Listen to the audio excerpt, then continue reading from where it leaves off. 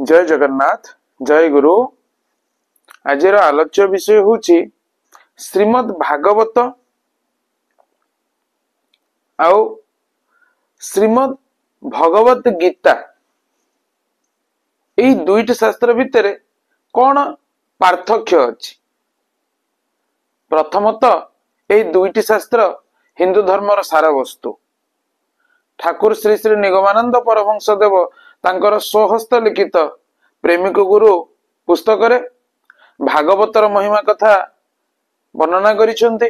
आउ तांकर स्वहस्त लिखित ज्ञानी गुरु पुस्तक रे गीतार महात्म्य कथा वर्णना करिसेंती। अर्थात आमुके उभय बही पढ़िबा आवश्यक।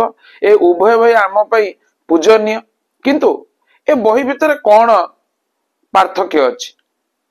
प्रथम जिंस प्रत्येक जिंस हिंदू मानकर बा सनातन धर्मर मूल धर्म होची सनातन। हिंद जातिर सभ्यता ए सनातन धर्म को आपणै थिबारु एहाकु हिंदू धर्म बोली मध्य कहा जाय। तेणु से जहाँ भी हो एई धर्मर मूल बही बा मूल ग्रंथ होची चतुर्वेद।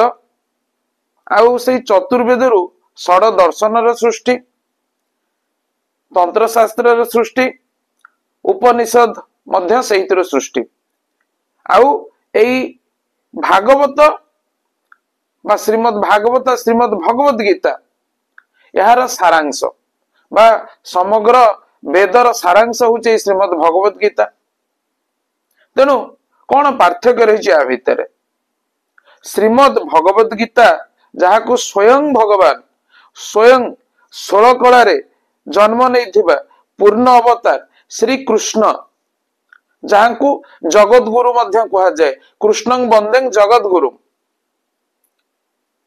महाभारत युद्ध काल रे अर्जुन को सही वेदर सारतत्व सही समग्र संसार सारतत्व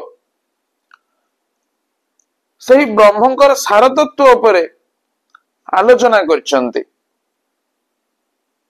सही पाथ सही मीडियम जहाँ माध्यम रे आमे सही ब्रह्म बा निजर स्वरूप रे उपस्थित होई परिबा ताहा पर आलोचना करछन्ति। अर्थात श्रीमद् भगवत गीता सही परम पुरुषंकर मुख निसृत वाणी बा सी ही ए संसार को जणैचन्ति। तापर आसिला भागवत बा श्रीमद् भागवत कथा भल भाव जानतु। भगवत गीता ये होची भागवत। भागवत रे सही परम पुरुष को भागवत रे 18,000 श्लोक संपूर्ण, जोठी की श्रीमद् भगवत गीता रे 18टा अध्याय रहुची। आ सही भागवत रे जो परम पुरुष संसार को ए गीता ज्ञान देइचंती सही परम पुरुष किए, तांकर महानता कौन, तांको सहित गोटे जीवर संबंध कौन, किपरि हमें तांको भल पाउचे, ए भल पाइबा जिनसटा केमिति, ए भक्तर भावटा केमिति, ए प्रत्येक जिनस श्रीमद् भागवत देखिबा पई मिले। गुरुंकर आवश्यकता कौन, ए प्रत्येक जिनस भागवत रे मिले।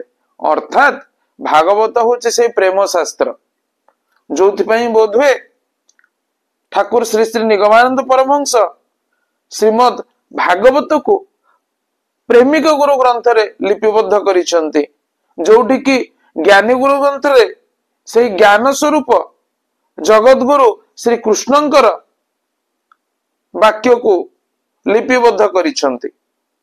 काहे कि लिपिबद्ध करिथिबा व्यक्ति जनक मध्य सही सद्गुरु बा जगत गुरुंकर इच्छा तांको भितरे लीलायित होइक अछि। जहा भितरे जगत गुरुंकर इच्छा लीलायित होइक ताए तांको ही सद्गुरु कहा जाए बा सही माने जगत गुरु स्वयं सही शरीर मध्य दाई के प्रवेश करिसंती। तेणु सही वही मध्य सैया जोठी श्रीमद् भगवत गीता कथा लिपिबद्ध करा हिच। रहिली आपण मानकर मतामत निश्चय जणांतु। रहिली जय जगन्नाथ जय गुरु।